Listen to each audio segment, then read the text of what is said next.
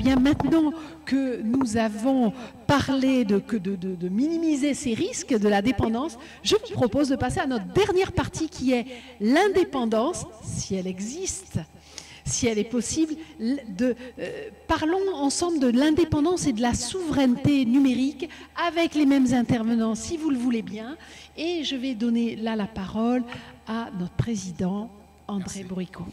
Merci. Bon, on attaque effectivement le troisième chapitre de notre conférence. Comment relever les défis de cybersécurité et de cyberprotection? Avons-nous le choix de nos équipements digitaux? Qui est incontournable? Qui est dépendant de qui? La souveraineté est cruciale pour garantir la maîtrise technologique et la protection des données nationales. Souveraineté numérique signifie que chaque État conserve la mainmise sur les infrastructures, les algorithmes et les flux de données en restant autonome d'acteurs externes. Est-il possible aujourd'hui de garantir la maîtrise technologique? Comment protéger les données nationales? Les enjeux géopolitiques et économiques sont énormes. Alors, moi, je te repasse la parole. Avec plaisir. Nous allons effectivement parler des initiatives françaises. Je crois que vous attendiez tous ce moment-là. On l'a gardé pour la troisième partie, évidemment. Certains noms vous sont connus, d'autres un petit peu moins. Et puis, il y a des interventions plus locales qui valent la peine d'être citées. Alors, je vais d'abord poser la question à certains de nos intervenants. Est-ce que dans les programmes publics aujourd'hui, est-ce qu'on peut trouver de quoi financer ou accompagner nos projets souverains? Est-ce que nous pouvons faire référence aujourd'hui à des programmes publics qui accompagnent les projets de recherche et les projets privés? À quel programme pensez-vous? Serge Gratton, France 2030? Donc France 2030, c'est effectivement un programme dont on a beaucoup bénéficié à Toulouse au travers du 3IA qui avait été lancé par Nicolas en 2018 et qui prend maintenant la forme d'un cluster. Donc ça a été peut-être un des rares cas où la France a décidé de concentrer des moyens sur, à l'époque c'était sur 4 villes, et donc pour obtenir, parce qu'on sentait qu'il y avait besoin d'avoir des masses critiques. Mais on était loin du compte en fait. Les masses critiques des 3IA finalement ne sont pas grand-chose par rapport aux masses critiques qu'on rencontre dans les grands acteurs de l'intelligence artificielle. Mais finalement, c'était quand même quelque chose qu'il fallait tenter. Et ce qu'on espère, c'est simplement qu'il va y avoir une prise de conscience au niveau de l'État du fossé qui est en train de se creuser entre ce qu'on peut faire en France et ce qui se fait ailleurs, et notamment on a parlé de la Chine, et donc on peut que être préoccupé en voyant cette énergie, cette force vitale. Je ne sais pas si vous avez eu l'occasion d'aller en Chine récemment, mais on est vraiment très très impressionné par la rapidité d'évolution de cette société. Donc on n'a pas entendu parler de successeurs de France 2030. Enfin, en tout cas, moi pas personnellement. Alors sur les autres objets, donc on a cité les 3 IA, donc ça c'est l'Institut toulousain ANITI d'intelligence artificielle qui est devenu un cluster. Autrement, l'État a aussi lancé d'autres programmes qui s'appellent des PEPR. Donc il y en a un qui est dédié justement à l'intelligence artificielle et qui permet de donner des moyens aux personnes qui n'ont pas eu notamment de 3 IA pour aussi mener des activités de recherche.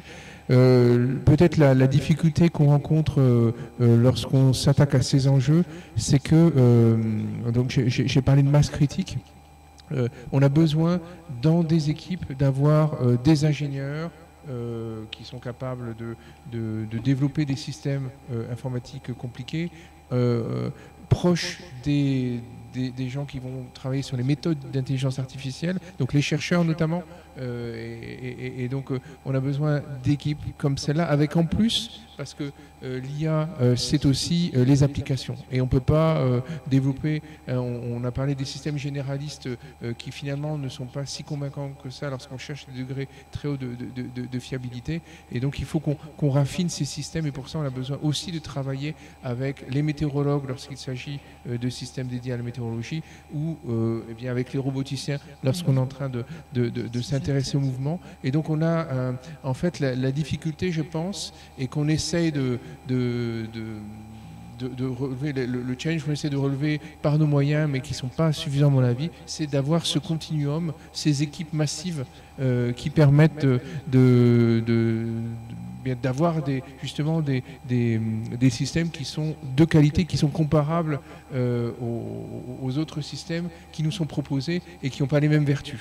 Donc ici, on attend une prise de conscience peut-être. Alors on nous dit non, c'est pas au niveau national, ok, donc c'est au niveau européen où on a besoin d'avoir une force de frappe qui va passer par des chips, donc à la fois les puces, parce que on peut faire de l'IA souveraine, mais si les puces sont faites par des pays qui ne sont pas nécessairement amis ou qui ont des intérêts qui peuvent diverger des nôtres, donc on est en difficulté. Donc on a ici des défis conséquents à relever. On nous dit au niveau européen, donc c'est en général ce qui est avancé, mais bon, le fait est que de ce point de vue-là, on estime que le compte n'y est pas par rapport aux enjeux. Merci Serge Gratton. On va peut-être demander à Nathalie Damiano, Benjamin Martin Tardiva et puis Nicolas Hacher, si vous avez des éléments à partager avec nous sur ce principe de souveraineté numérique. Oui, j'allais dire, si je peux y aller, oui. Madame Damiano, voilà. Donc, il y a quelque chose qui est assez important. Donc, moi, d'origine américaine, il y a beaucoup de choses que j'adore en France. Je deviens français. Mais il y a une chose qui nous manque, et c'est qu'aux États-Unis, les boîtes privées, le privé, s'investit énormément, peut-être trop et spéculativement, mais dans de l'IA.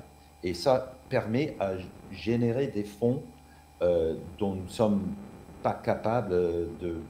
On a même du mal à concevoir. Juste pour vous donner un exemple, vous pouvez peut-être deviner le budget de MIT, qui est une université célèbre au Massachusetts. C'est quoi leur budget pour l'IA pour les 10 années qui viennent, ou 5 années qui viennent? C'est 1 milliard d'euros. C'est 10 fois plus que le gouvernement français. En IT, on a 20 millions pour 5 ans. Juste pour vous montrer un peu le délire qui est le rêve américain, l'approche américaine. Mais c'est vrai que là, on a besoin que nos industriels français, et il y a du capital ici en France, on a besoin que cette force industrielle française vraiment s'investit dans la recherche et nous aide dans la recherche, parce qu'ils sont là, mais je trouve que par rapport à l'Amérique, ils sont vachement réticents, et même radins. Donc, je dis, Français, à vos portefeuilles, parce qu'on a besoin tout simplement de GPU, de Graphics Processing Units, et on n'en a pas assez. Et c'est pas pour rien que M. Trump est en train de mettre des computing centers un peu partout, et brûle du charbon et du gaz et tout ça, mais parce que, voilà, on a besoin de ça pour étudier ces machines et pour avoir des machines qui ont des vertus et pas les défauts qu'on sait. Merci Nicolas Hacher. On parlera évidemment d'éco-responsabilité aussi dans ce domaine en termes de développement durable. Mais sur les leviers juridiques, Maître Damiano et Maître Martin Tardiva, est-ce qu'il existe aujourd'hui des leviers juridiques pour mobiliser et renforcer notre souveraineté? Vous pensez à quoi en particulier? Alors, je vais vous en donner un très simple. Le premier, et qui marchera extrêmement bien en France, et qui est à mon avis le seul, c'est une incitation fiscale. Et voilà. C'est le seul. Ça, premièrement, premièrement, c'est l'incitation fiscale avec effectivement un système qui fera qu'il y aura un soutien public fort. Mais ce soutien public fort, il doit aussi intervenir notamment dans les appels d'offres. Oui. Lorsque les personnes qui seront retenues, notamment dans les partenariats publics-privés, quand les personnes privées seront retenues, il faut arrêter d'être totalement dépendant des systèmes américains, informatiques américains, d'intelligence. Et il faudrait avoir quasiment une obligation de dire, voilà, je peux répondre à cet appel d'offres si je fais appel à un cloud français certifié, si un hébergeur de données de santé certifié, un outil collaboratif européen, si je cache ces cases-là. Et troisième point, et je pense que ça revient sur beaucoup de choses qu'on a dit, et qui reviennent d'un point de vue philosophique à la base sur laquelle a été fondée l'Europe, à savoir le principe de subsidiarité. Aujourd'hui, c'est probablement pas la peine d'aller chercher un acteur pour faire un cloud du type AWS. Ça sert à rien, AWS a quasiment déjà gagné le jeu. On a OVH, tant mieux, mais aller faire un deuxième champion, ça ne sert à rien. Par contre, faire un petit cloud spécialisé, local, comme on l'a déjà évoqué à plusieurs reprises, peut être une solution très intelligente. Et comme on l'a dit, le petit va gagner. Small is beautiful.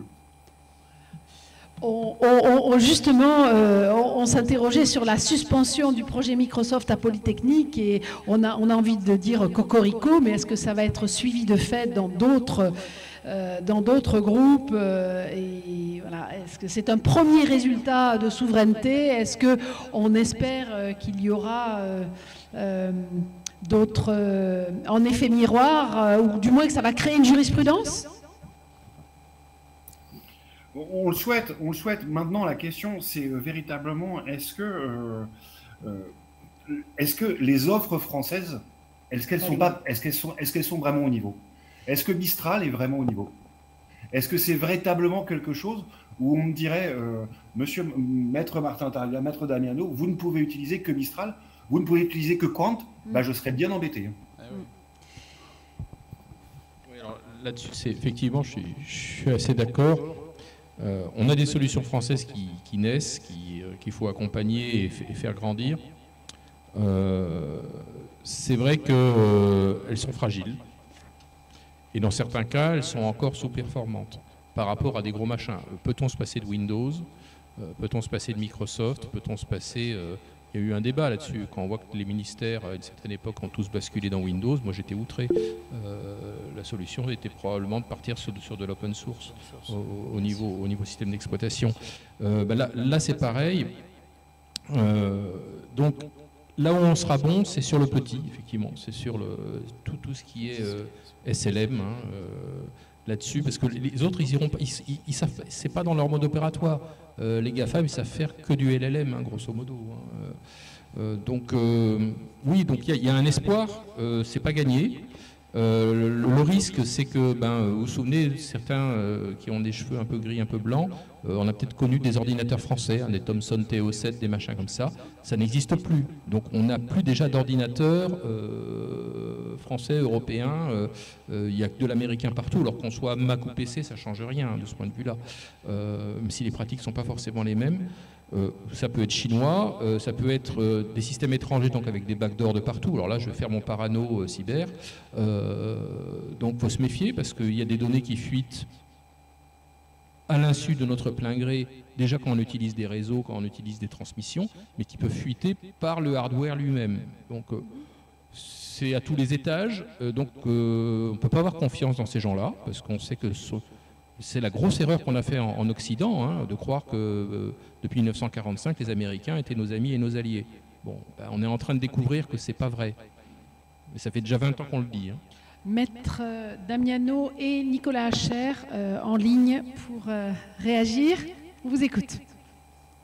Juste un dernier point sur lequel je voulais revenir et qui rejoint la première thématique que vous aviez développée qui était très intéressante sur la confiance. Je crois qu'il nous manque une labellisation claire pour que les utilisateurs identifient facilement les solutions de confiance. Il manque cette labellisation, il manque cette communication directe, ce canal direct vers le public, vers l'utilisateur. Et une facilité d'utilisation que proposent les entreprises américaines notamment que ne proposent pas les Français. Hein. Ils n'ont pas les mêmes contraintes non plus. Hein. Mais justement, Eh oui. J'ai une petite analogie là-dessus. Quand on a besoin de la météo, on va sur une application météo. Quand on a besoin d'IA, les gens vont bêtement sur ChatGPT. Bon, si on avait un catalogue clair, compréhensible, efficace, dire voilà, là il y a des solutions françaises, européennes, alternatives pour tel type de problème sur du SLM plutôt que du LLM, utiliser ces solutions. Moi je dis à mes filles, moi je suis désolé, Google je l'utilise le moins possible. Hein, donc je préfère utiliser Quant, alors c'est pas très performant mais moi ça me suffit. Voilà. Au niveau recherche, il y a tout un tas de trucs. Les localisations, je n'utilise jamais Google, etc. Bon, je suis peut-être un petit peu un dinosaure, j'en sais rien.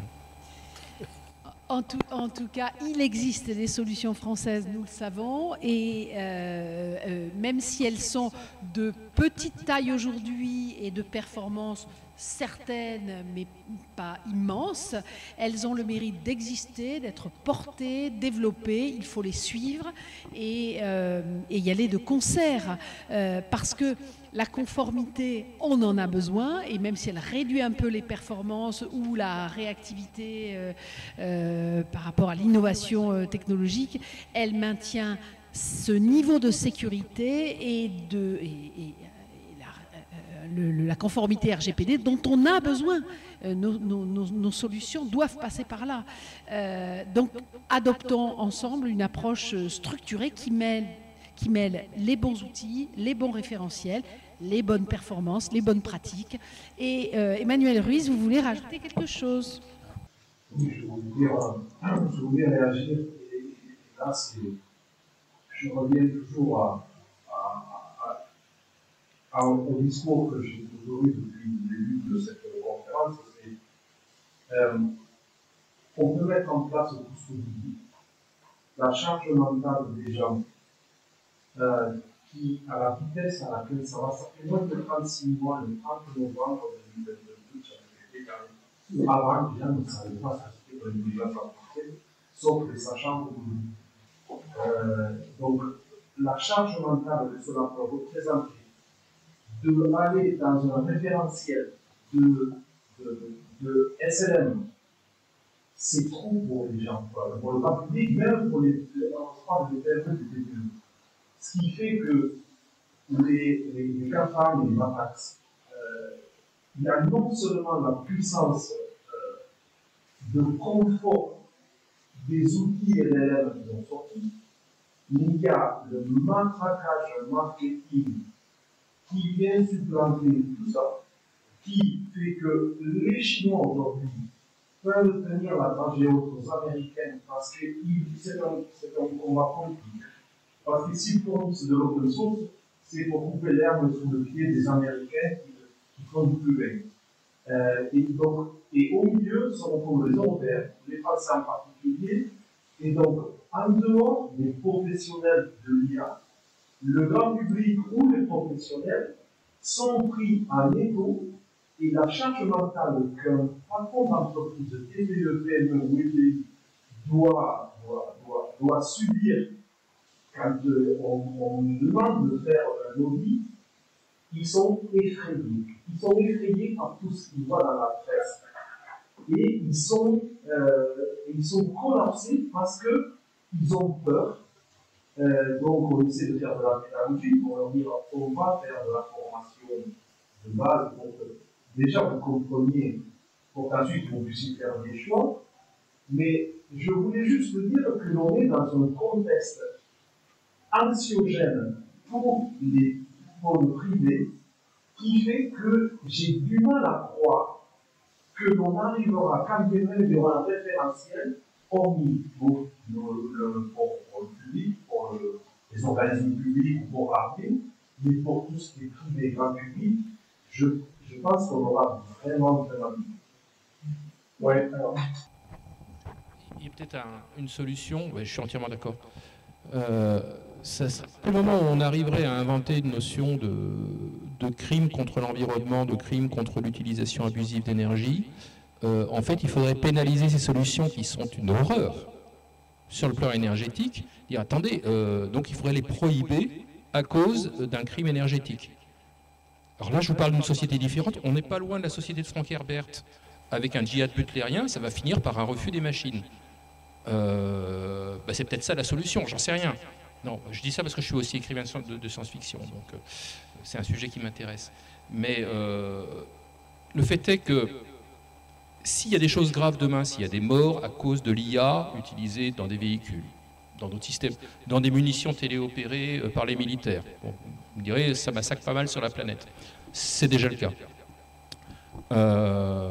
Peut-être qu'il va finir par y avoir une révolte des gens, dire ça suffit, donnez-nous des choses qui soient saines. Il faudrait que les gens se réveillent, parce que là ils sont totalement intoxiqués. Et ils ont une charge mentale qui font qu'ils ne sont pas capables de comprendre et de décider, effectivement. Donc c'est très grave. On a en fait une population qui est grosso modo devenue très bête, et elle va le devenir de plus en plus, avec quelque chose en face d'elle qui n'est pas intelligente, qui n'est qu'un automatisme. Donc en termes de dystopie potentielle de la société, vous voyez ce que ça peut donner. Je suis en train d'écrire le tome 7 de mon roman en ce moment, ça va pas très bien. Voilà. En fait, par rapport à cette charge, je crois que les gens sont prêts à adopter de nouveaux outils lorsqu'ils sont... il était directeur dans une boîte de BTP, et j'étais avec lui, et alors il m'a dit, viens, on va demander à ChatGPT de faire un escalier avec 2 quarts tournants, un certain nombre de marches, entrée, engagement et sortie sur la même chose. Et en fait, ça n'a pas du tout marché. Ça n'a pas du tout marché parce que le nombre de marches n'y était pas, ça sortait sur... il n'y avait pas de porte, c'était un mur. Et en fait, on s'aperçoit que là, la solution, elle est bonne sur plein de choses, mais pour ce qui est de calculer, de faire de la géométrie, c'est vraiment pas très très bon. Et en fait, on a besoin d'outils spécialisés, et c'est pour ça que Alain, tu parlais de météo par exemple. ChatGPT, je vais pas lui demander le temps de demain parce que je sais que normalement il sera moins bon. Ou peut-être qu'il va aller chercher sur un site météo et je suis pas sûr qu'il prendra celui qui est le plus adéquat pour ma. Et par rapport à ce qui a été dit, la société réagit beaucoup plus sur l'efficacité et sur le gain de temps effectif que malheureusement sur des engagements moraux. Parce que sinon, le problème du réchauffement climatique aurait été déjà, je dis pas réglé, mais on serait sur une bonne voie, mais c'est pas ça qui se passe. En fait, les gens réagissent à l'efficacité des outils, aux incitations fiscales, c'est plutôt ça les moteurs. Et donc, je pense que pour justement assagir le domaine, il nous faut travailler davantage sur des systèmes qui sont raisonnables. Parce que là, on est dans le déraisonnable, et ce qu'on n'a pas bien dit encore ce soir, mais peut-être un peu tard, c'est qu'en plus, on vit au-dessus de nos moyens. C'est-à-dire que ce qu'on paye, on paye pas les requêtes ChatGPT au prix où on devrait réellement les payer. Et donc il y a en même temps ici quelque chose qui est aussi stupide du point de vue du modèle économique, c'est que il n'est pas soutenu du tout ce modèle. Donc il y a besoin d'assagir et de stabiliser. Et peut-être que là d'autres usages vont apparaître, mais simplement parce qu'ils vont devenir intéressants pour les gens. Malheureusement. Merci Serge Gratton. Merci à vous. Justement, exemple de projet France-USA, est-ce qu'il y a des cas d'usage qui illustrent des solutions souveraines en France, en Europe,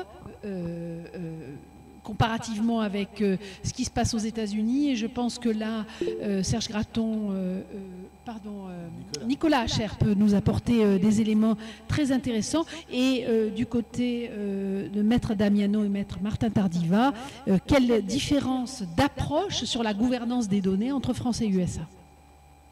Oui, donc je voulais juste dire que oui, il y a des solutions européennes qui sont intéressantes. Donc, par exemple, l'Union européenne a invité les scientifiques et les industriels à participer dans 2 projets d'envergure, une à 45 millions d'euros et l'autre à 15 millions d'euros. C'est pas rien, et je crois que l'Union européenne peut faire plus dans cette direction. Donc ça, c'est une chose. Comme j'avais dit avant, ce qui me frappe et continue à me frapper, et peut-être, oui, il faut des incitations fiscales, réduction d'impôts, si vous donnez de l'argent pour la recherche dans une discipline favori. Ça, c'est utilisé beaucoup aux États-Unis par les industriels et les particuliers. Donc, voilà, le patron de LVMH pourrait donner peut-être 1 milliard d'euros à une cluster IA en France, peut-être celui à Toulouse, parce que nous sommes moins dotés que les Parisiens. Voilà. Maître Damiano, Maître Martin Tardiva, sur les différences d'approche au niveau gouvernance des données? La question à laquelle on a pu être confronté dans les dossiers dans lesquels on a des transferts de données à l'étranger ou qu'on a des clients à l'étranger qui nous posent des questions, c'est effectivement qu'on a un petit peu l'impression sur les États-Unis qu'on est dans une politique de il faut qu'on gagne la course, on va gagner la course, donc on met tout en place pour gagner cette course. Et c'est vrai que par rapport à l'approche européenne, où on a été beaucoup plus circonspect par rapport à ça, en se posant des questions, même si on n'y a pas apporté forcément des bonnes réponses, on a été beaucoup plus attentiste et beaucoup plus... qui nous a un petit peu condamnés dans la course, mais peut-être aussi que nous faisons peut-être les choses dans le bon ordre. Oui, mais du coup, on est très très loin derrière. Et si je peux ajouter à cela, c'est pas seulement les États-Unis. Les États-Unis me font pas peur parce que, bon, Alain, tu crois que les Français deviennent de plus en plus bêtes, mais moi je te parie que les Américains sont encore plus bêtes que les Français. Mais ce qui me fait peur, et aussi sur l'usage des données, ça c'est la Chine. Parce que là, les données des téléphones sont utilisées automatiquement. Tu n'as pas le choix. Il y a reconnaissance faciale, mais partout. Serge a dit que oui, c'est une société. Si vous étiez là il y a 20 ans, c'est plus le même monde, quoi. Eux, ils sont au 21e siècle. Et nous vivons, je ne sais pas, quelquefois dans le 20e siècle et quelquefois au 18e. Mais c'est un peu effrayant au niveau des données. Donc peut-être ça, c'est quelque chose où on peut vraiment viser. Les États-Unis, c'est très désorganisé. Il n'y a pas trop de lois protégeant les données. Mais tu peux garder tes données à toi, tandis qu'en Chine, de ce que j'ai compris, tu peux pas, quoi. Les données sont appropriées comme ça, quoi. Et je crois que les Chinois, ils ont... Bon, ça, c'est une opinion particulière, mais je pense qu'ils sont en train de dépasser les Américains en IA très, très vite. Et comme je vous ai dit, il y a 2 ans, il n'y avait que des modèles des GAFAM à Hugging Face. Maintenant, tu les trouves presque plus parce que les modèles chinois, comme en anglais, on dit « blow them out of the water ». Il y a un modèle chinois à 500 millions de paramètres qui est meilleur que notre modèle de Meta à 8 milliards. Qui leur a coûté 10 fois moins cher d'ailleurs. Merci. Oui, et ça utilise des puces moins chères. Et ça aussi, ça c'est très important. Serge l'a dit, mais je le redis. L'Europe a vraiment besoin d'avoir son industrie de puces pour être souveraine là-dedans. Bien sûr. Nous arrivons au terme de ce chapitre que j'aimerais conclure, si vous le voulez, avant de passer la parole à notre président, en remerciant tous nos intervenants. Vous avez été formidables. En résumé, je dirais que l'Europe, la France, doivent organiser leur souveraineté numérique, bien sûr, que la dépendance n'est pas anodine, elle nous cause du tort, bien sûr, il y a des répercussions à tout niveau sur la protection de nos données, de notre vie privée, de notre activité économique. On en sait quelque chose en ce moment, et s'il y a une montée de boucliers politiques aujourd'hui, c'est qu'il y a des raisons, hein, et notre autonomie stratégique qui est à défendre par notre gouvernement, notre positionnement. Donc les Européens que nous sommes, nous n'avons plus aujourd'hui de contrôle sur nos données, nous le savons. Il y a plein de risques, bien sûr, et qu'il est nécessaire de renforcer, toute la chaîne de la valeur du cloud, toute cette verticalité hardware, software qui peut faire notre indépendance, rechercher la verticalité dans ces solutions qui doivent être robustes, résilientes, sécurisées, évidemment. Et puis, un cercle vertueux vers lequel nous pourrions aller pour consolider notre position, nos parts de marché, augmenter nos investissements, sécuriser notre R&D, améliorer nos offres, renforcer notre compétitivité. On est sur le chemin. Il y a des petits modèles, des petites, moyennes entreprises qui sont sur le chemin. Laissons-nous le temps qu'il faut, mais en accélérant le pas, bien évidemment. Le Buy European Act permettrait d'institutionnaliser toutes ces préférences européennes. Évidemment, on va essayer de se battre pour ça. Et les entreprises qui privilégient aujourd'hui les solutions cloud, bravo Polytechnique, mais enfin on leur a un peu forcé la main peut-être.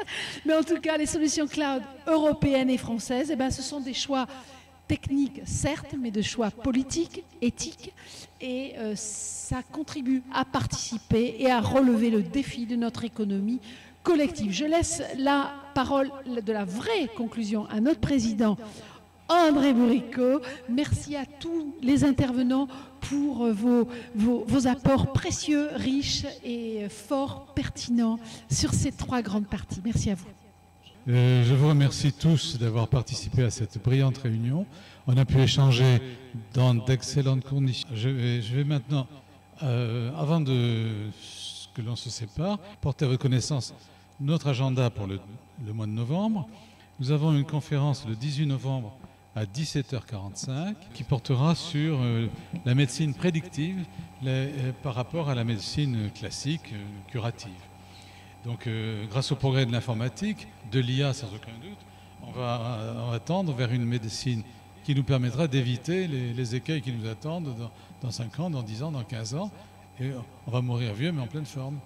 On aura des interventions de médecins, de spécialistes d'oncologie notamment, et puis des exemples très concrets qui nous montrera comment la médecine et l'analyse, par exemple, de la génétique a permis à certaines personnes d'éviter des écueils très très graves de santé.